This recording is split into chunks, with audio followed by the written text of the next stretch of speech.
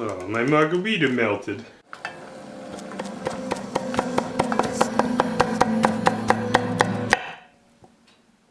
Hi, I'm Phil. Welcome to Pretty Good Cooking.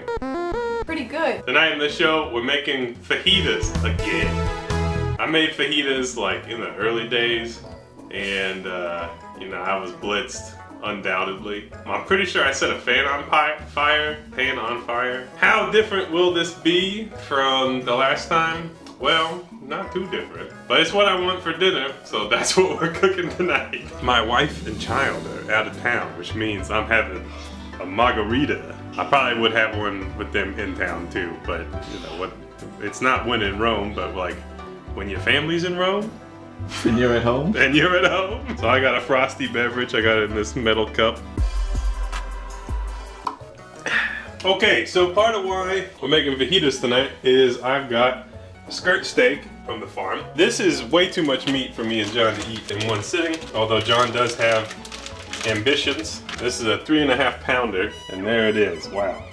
I might just cut it at the fold, and maybe we'll just eat one side. Maybe we'll do the thin side. Yeah, we'll do the thin side, because if we want more, I'll just lop off more. I'm gonna do my best to get some of this silver skin off. We'll do what we can.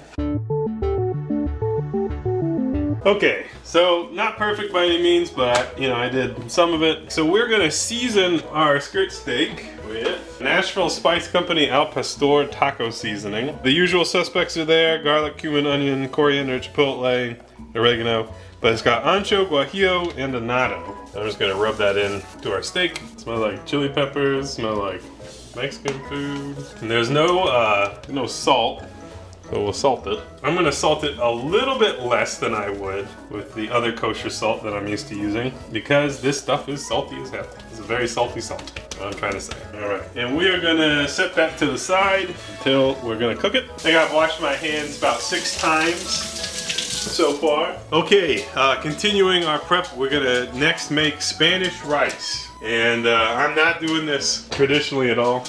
In part because I didn't initially plan on making this, and then I figured out I got like 3 or 4 tortillas, so I like kind of have to. But that's all right. I'm gonna start with a little bit of oil in the pot, and we're gonna toast a cup of rice. We'll let that sizzle away for a little bit. And I have some homemade chicken stock derived from a rotisserie chicken carcass, and I'm just gonna serve this to John as his drink. I guess we'll be back in a minute when this sautés for a second.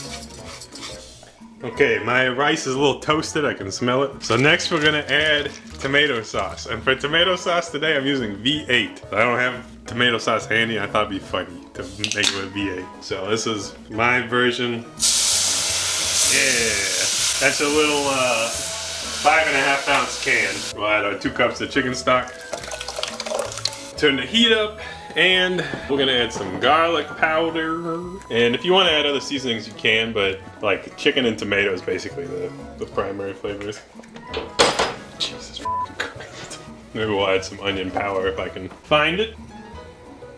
Looks good. And then you just cook it as normal. All right, let's continue onwards. So I'm gonna do my veggie prep. I've got a yellow pepper and a red pepper. Another reason why this sounded good is that Courtney does not like bell peppers. Does not like the texture. Gotta eat them while I can. All right, and then we will just thinly slice them onto our yellow bell pepper. The thinner you get them, the faster they'll cook. And I personally am not the biggest fan of like a huge honking piece of bell pepper. Some people like that, but not me. At most Tex-Mex restaurants, you also would have a green bell pepper. I think that is the worst of all bell peppers.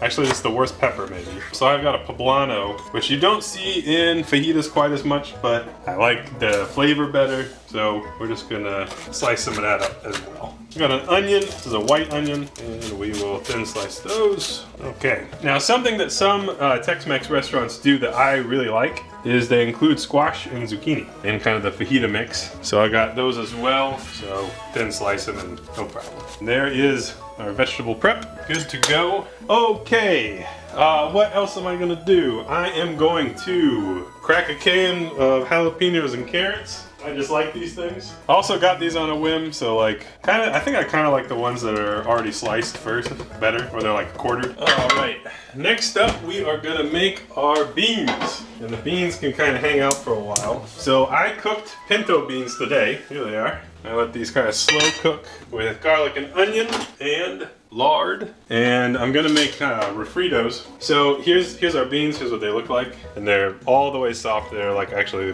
like a little bit overcooked, but that's fine. We're gonna mash them up. So what I would like to do is strain this bean liquid off. We'll see how well that goes. I don't really know how well that's gonna go. I do not need all of it by any means. Weird. And I'm gonna very quickly, in one smooth maneuver, put it back in the pot.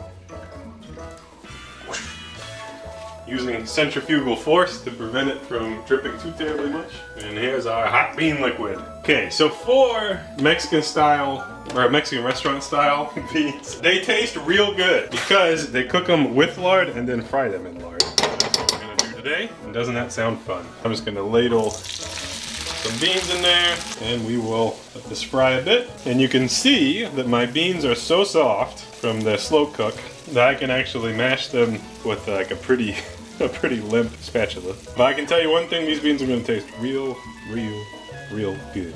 And I didn't salt these at all, so I'm gonna salt right away. And we'll add a little bit of bean liquid. I don't really think we need very much because they're already pretty soft, already looking pretty creamy. So I'm trying to be careful as to not further ruin this pan. So I'm like basically pushing beans on beans, but I'm trying not to scrape the pan. And I personally like the beans to have some solid component. So that's what we'll do. Okay, let's get to the fun part. Grill pan. You can season the grill pan, so there's already like fairly non-stick. I'm just gonna spray it. And I think that'll be fine. And we're gonna let that heat up. I'm gonna proactively open a window because we have learned things from the past. I got Monterrey Jack cheese. That's what we're gonna put on the beans. And I'll just put a little bit on now just as a proof of concept, but you can add more. We'll do a little bit of that. All right, it's time to cook the meat. And remember, when you cook a nice piece of beef, you're gonna let that rest after you cook it. So that's why we're starting with it. Ooh, hot. And I think it's appropriate with a grill pan to kind of like pat it in, such as I'm doing here. With a skirt steak, we shouldn't have to cook it terribly long, but the nice thing with skirt steaks is that they are somewhat forgiving, particularly if you are uncomfortable cooking like meat to order, where you can kind of like, particularly if it's like that thick part of it, you can like burn the hell out of the outside and the inside will still be pretty good. It's just like pretty insulated, I guess. So my guess is we're gonna do some like 2 or 3 minutes per quarter turn. So I am gonna try to get this to release in a couple of minutes. Rotate it 90 degrees, let it go a couple more minutes, then flip it over. To try to get grill marks. We'll see how it goes. That look more familiar? Mexican restaurant bean enjoyers? Oh, what's that? These beans are familiar. Check your local restaurant. They should taste similar to these beans. Ah! We're ready for that quarter turn. So let me show you, if you're nervous, you can take a peek.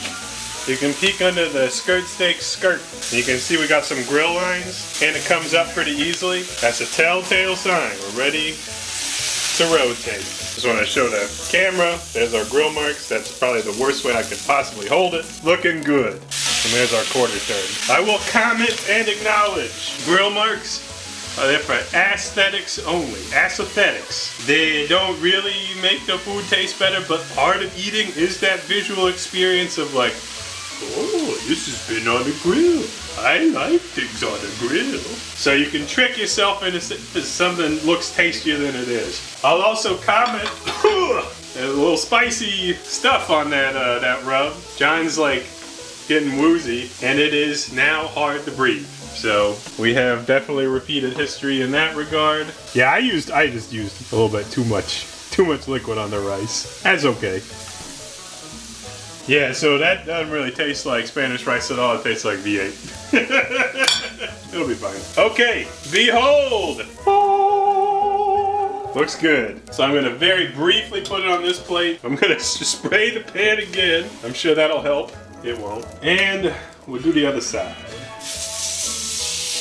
So, you know, certainly not perfect grill lines, but it looks nice. And that's what I care about. Yeah, we're just gonna cook the other sides the same way. Probably just another couple minutes. I'm gonna do a quarter turn, then we'll let it rest. Do a little temp check. So in the thicker part, I'm reading in kind of a, yeah, so that's pretty rare. So I think I'm gonna do the other side, but not very long, because it is cooking slightly faster than expected. I'll just go ahead and quarter turn now. We'll just give that another minute. Yeah, so over in this thick piece here, you can see we're at 105, which is south of rare. But if you go towards the middle, you know, we're already at well done. When that's the case, when I got a piece of meat that's like this, I like having that variety. So I'll just go ahead and pull it. Other side's not as pretty, that's fine. And we'll set it to the side. Let that rest. Okay. Oh gosh. Spray our pan again. We got gunk in the pan, no problem. Let's just throw some veggies in there and see what happens.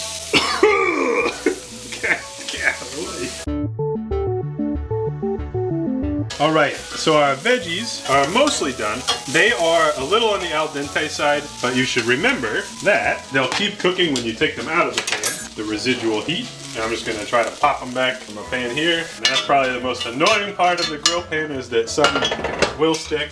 Oh well. And last thing is our squash and zucchini, which we'll just pop on there. Our poblanos today are spicier than expected. Part of why we can't breathe very well in here. Poorly ventilated kitchen. Gonna salt the squash. Alright, so let's take a look at our beef. Here it is. You can see that we've got some nice juice. I'm just gonna throw that right with the squash and zucchini. And for practical purposes, what you want to do is you want to cut this across the grain, and the grain is so obvious. It goes this way, right? So what we're going to do is we're going to cut it into pieces first. I'm going to do 4 pieces because I think that'll make the nicest cross cuts. And let me show you here. We've got kind of a medium rare, maybe a little bit of rare right in the middle on the thick end, and on this end closer to a medium. And so we'll just take that and we'll do some slices. Looks good. Because of the structure of this cut of beef, you want to keep your slices pretty thin, because otherwise it'll be fairly chewy. So what I'm going to do now is I'm going to move the beef onto our vegetable pan, and if the squash and zucchini get done in time, we'll add that too.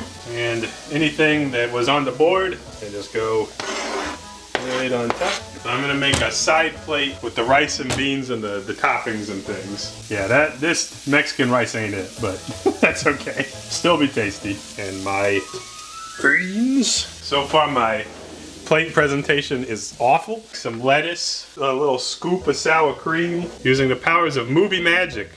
I made Pico de Gallo ahead of time. Wow. So we'll pop a scoop of that on there. I'm just dressing it up for the photo finish. And there's our fajitas today, except I don't have tortillas out, but we couldn't fit them in a photo anyways. All right, so I got a flour tortilla. Don't at me, it's fine, it's Tex-Mex. Let me show you how I like to enjoy these. Typically, if I'm making one of these, I might grab a little beans, spread them out, and then I just go for some meat and the veggies. Don't want to overload them because I gotta put other things in there. Just a little dab of sour cream. Definitely like some Pico on mine. And then I always add a hot sauce. And it's usually something like El Yucateco. And then you just pound as many of these as you want. All right, let's try this bad boy. Holy moly. That's good steak. It's amazing. Really, really good flavor. That rub adds so much flavor. Even with all the other textures and flavors I put in that taco, the rub is super forward. Has that like wonderful guajillo flavor, the ancho. Awesome. So I think that's it. So I think that's our show. John and I are gonna demolish a lot of this, I think. And it's gonna be a happy time. Thank you for watching. I hope you enjoyed it. And that's how you do it. And we'll see you next time on PGC. Bye-bye.